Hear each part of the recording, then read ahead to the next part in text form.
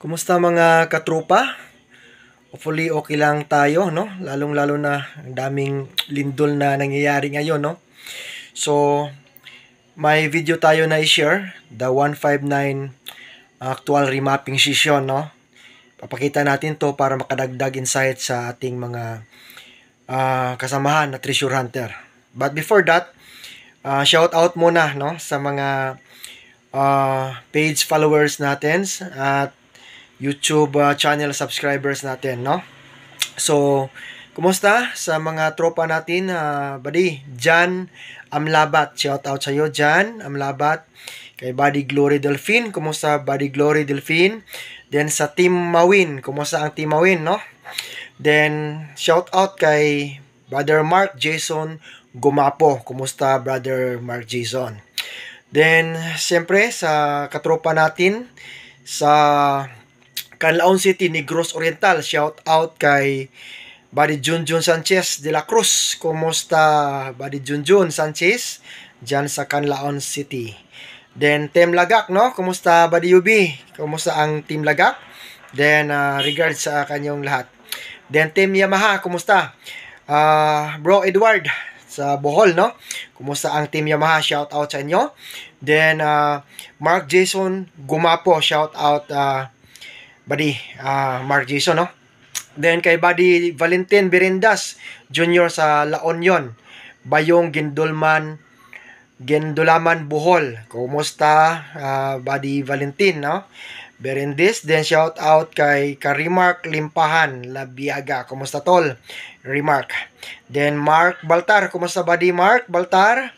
Shout out sa iyo. Then shout out sa Buddy Lucio Tan from Bohol na mga followers natin.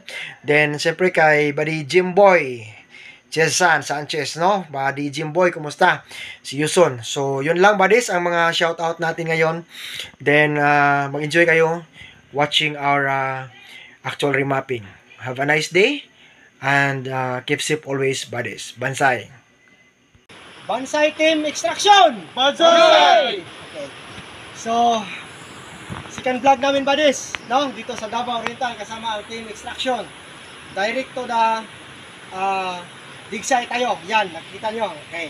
I-explain namin bakit nagukay kami dyan para makuhaan nyo din ng basis. Okay. So, unang-una, may fulcrum point tayo doon. Okay, ito. Dito yung bato na may hole na mag-grab mo ng kamay. Ayan. Then, naka-ladder. Parang hagdanan lang. Okay. Then, second step, may flat. Lininis namin para makita na talagang half body dito. Ayan, ebidensya.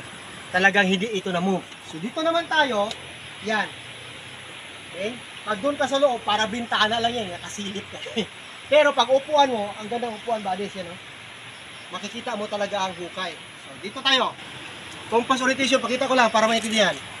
North-South alignment. So, ibig sabihin, norte ang dig site. Baka si south ito dito. So, may sapa sa norte, saka yan ang malaking bato. Okay. So, yan nga buddies, ang orientation. So, galing dito, okay, dahil nasa norte tayo, isa, dalawa, tatlo, apat. So, 12 feet galing sa fulcrum point natin. So, pag dadaan ka dito, may aapakan ka pa. So, hindi mo rin maupuan pag dito ka. So, makikita mo dyan ang hukay ng mga hapon dati, din ang pagbaon ng item. Dito tayo. Pag hukay na buddies, okay, napansin nyo sa unang video namin, doon sa mga 500 meters galing dito, ay ang isang dig site ng Team Extraction. So, 2 feet to 3 feet up to 4 feet, puro bato-bato yun. Dito iba ang setup. Ito yung sinasabi ko, iba-iba ang setup. Pagdating ng 3 feet, yan ang nakikita natin. Letter V. Okay? Ang tulis niya is pointing east. V, para siyang crocodile head. Crocodile. Ulo ng buhaya. Hindi lang masyadong makita kasi may mga putik pa. Pero, ito, tingnan natin. Yan ang sa 12 feet. Ang item natin, dyan mismo sa inapakan ni Kuya sa paa niya.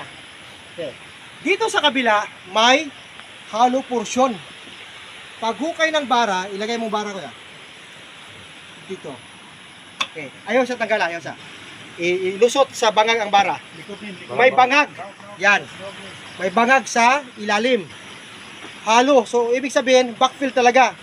May open space sa ilalim na 1 foot ang taas. Okay. So, kunin na kaya. Then, sa kabila niyan, may wall na bato. Then, may nakaipit na color coding stone na heart ang forma. Sige, pakikuha. Focus mo, Team Katamis. Holder Parker. Heart ang forma niyan, buddies, na blue ang kulay. Dahil nasa norte nga tayo, code 1, water element. So, dapat may blue. Yan talaga ang heart na blue. Nakaipit yan. Inipit talaga yan dyan.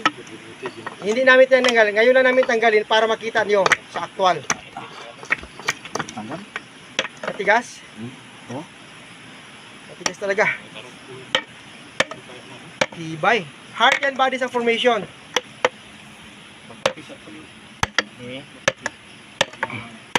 Okay, good. Nabasag. Ipakikuha ko yan. Para makikita lang ang kulay.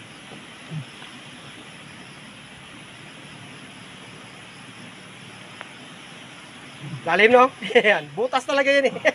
Ingat, baka may ano dyan. Okay. Ayan. Okay. Nabasag na siya. Ano mo. Ito yung nakalock dyan. Paano ba yun? Isa. Ayan. Okay, yan. Okay. Yan. Okay. Kulay blue ito eh. Okay. So, may putik na lang. Okay.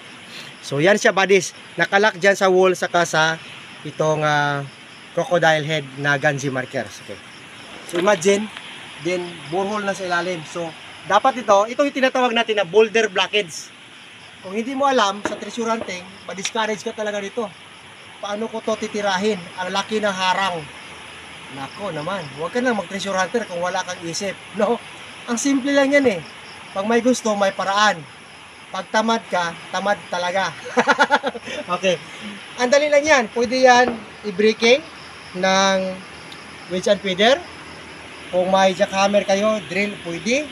Okay. Pwede yan i-chain block, i-clearing lang. Okay. Ganyan, buddies. So, ito ang tinatawag na boulder blockage na marker na siya, pero at the same time, possible cover na ng item underneath. No? Lumabas siya sa 3 feet. So, 5 feet ito eh. Titingnan na.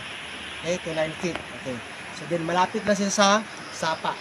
So prone to quick deposit and tinatawag natin na shallow or small deposit kasi maliit din ang dimension na nakukuha natin sa detection. So yan, iba. Makita nyo ba this ang actual na diferensya ng mga dig site kahit isang kampo lang yang nanghapon. Ganon sila ka mitikaluso at ganon sila ka wise. Okay? Thank you for watching and hopefully may natutunan kayo na lesson dito sa vlogging natin. Salamat, team. Doon ka tamis. Okay. So, ito yung mga tropa natin. Ang Team Extraction, Team Chuko, Team Katamis, Black Phantom Mundalmex, Team Ayayay. Shout out kuya dyan sa Misamis Oriental. So, once again, this Team is Team Kinayan Foundation. Shout out sa inyo. Okay. Team Sato. Team Sato. Okay. So, hopefully, patuloy kayo sa panonood ng mga vlogging natin.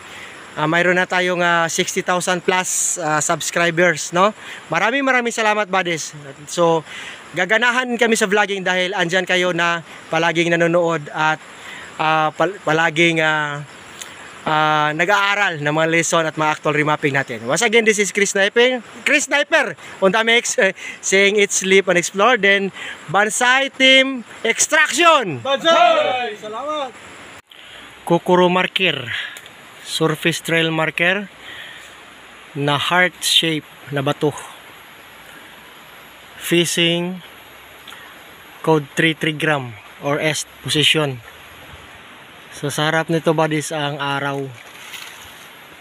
So ibig sabihin ito yung marker para sa prepared site.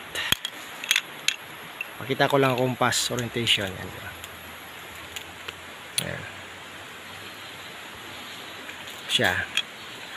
So 90 degrees to 70 degrees niya, back azimuth 90 degrees. Yan.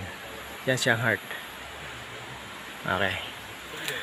So ito yung isang bench marker bodies na ginagamit ng mga Japanese. Harap dito may sapa. Para maklarong sapa. Okay. So ito yung isang marker sa remapping session natin ngayon. Napakalaki nito. 4 feet ang taas. Yan o, makita siya na hard. Okay. Then may sikretong marker ito na wood element. Kojiki stroke. So yun ang mas sikreto ba, naka-okay talaga yan. Malalim yan. So,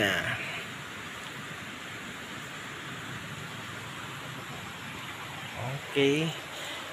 Sa south side naman, ito, may hole siya.